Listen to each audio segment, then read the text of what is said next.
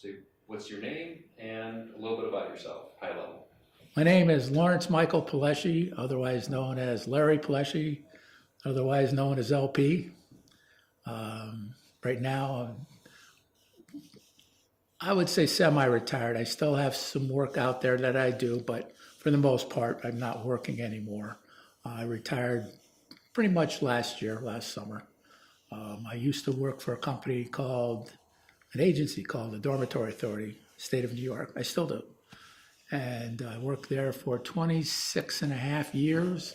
And before that, I worked for CT Mail. And I worked there for 7.5 years. And actually, the Dorm Authority was one of my clients. So I was just like moving from the consultant right into the agency. Before that, I worked for a company called R.H. Kilmer, which was a like-age metal framing business. Going backwards here, I started working in 1979, the summer of 1979. I was telling you, it was a very exciting time to be out. Construction was in a total disarray because of the way money was.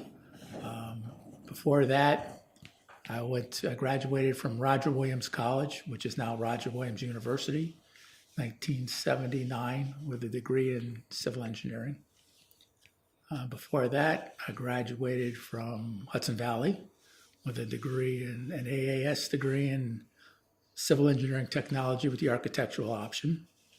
And before that, I banged around from school to school, trying to beat my way back into the path of becoming an engineer. Why engineering? That's a funny question you ask. The reason I got into engineering is actually funny. I have always wanted to be involved in construction from the day before I even went into kindergarten. I had a little tool set, I had a little saw, I had a little hammer. I was trying to build birdhouses all the time. I eventually got to go into kindergarten. It was all-day kindergarten, and they had a set of, they were almost full-size Lincoln logs. They were 2x4s cut like Lincoln logs, so you can play with it. And I remember I got with these two other kids, and I remember their names to today, and I'm not going to say them, but we built a 2-story home out of those Lincoln log things, and they brought the first and second graders through to see the work that we did. And since then, it was just, always building things. When we were kids, we would build forts, we would build go-karts, everything. All the time we're build. Come 8th grade, I think it was, they had to make a decision as to what you're going to go do in high school. So I said, well, there was this magazine out at the time called Life Magazine. And on the cover were these bridges they built in Brazil. Absolutely beautiful bridges. So I'd come in and, most kids say, oh, I don't know what I go, I want to be a bridge builder in Brazil. And it was like, you want to do what? I said, I want to build bridges in Brazil. I said, then you want to be a civil engineer. What's that?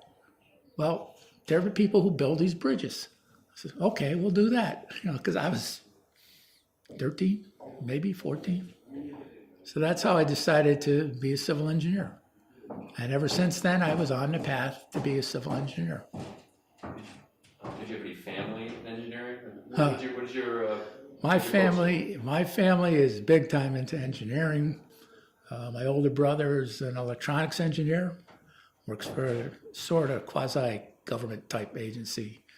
My younger brother is a mechanical engineer from Union. Both of those guys are actually doing more management stuff than engineering work. I'm the only one with a PE.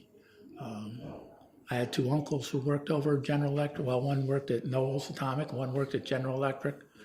I had another uncle who worked General Electric. None of them were degreed people, but they were, technical people. My father, who he actually graduated from trade school, and he just learned everything. The guy could do anything. I mean, I think he graduated fixing cars. Well, fixing cars, everybody thinks is like kind of a funny thing, but you need to know a lot of different things to be able to fix a car. And he just went from there. He went to work for AT&T, climbing poles, and then he went into the switchgear type stuff, and then he went into teletypes, because at that time it was the only way to get communications across the lines, written communications. And he went from that into computers and the printers and stuff. So he went a long way coming out of trade school. And he was also in the military. He was both in the Army Reserve and the National Guard.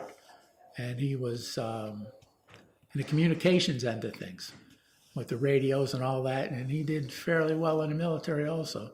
So he was kind of certainly a hands-on guy. I mean, you ask about engineering in my family, it's more hands-on.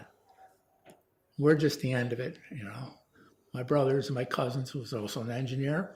You know, it's like we're the end of that line. We made it from hands-on to engineering. Do you have a story when you were younger with this collection of hands-on people where you're all working together on a project that sticks out in your mind for all these years? What's that? Like give a story that, hey, my uncle brothers and I were building a bazooka, or some story like that comes out in your mind. Oh, don't say that word, please, because we did. See, I had a feeling. The funniest one story I could tell you is we used to build underground forts all the time. Where we lived, we had this big sandlot in back of the house, and it was woods in back of that, so there was nobody around. And we made it, you know, a baseball field and everything, and in the summer we would dig trenches and throw crates over it. There's an active residential construction going on. We'd get the crates, throw them over the top, throw some felt paper on it, throw the dirt back over it. We'd build underground forts. And we decided one day we're going to build this room underground. So we found a post, put it in, you know, beams and everything, put it in there. And this is in grade school. So we come walking down down the road from school, going home, and we see a bulldozer with a blade 4 feet in the ground and the rear end of it sticking up in the air.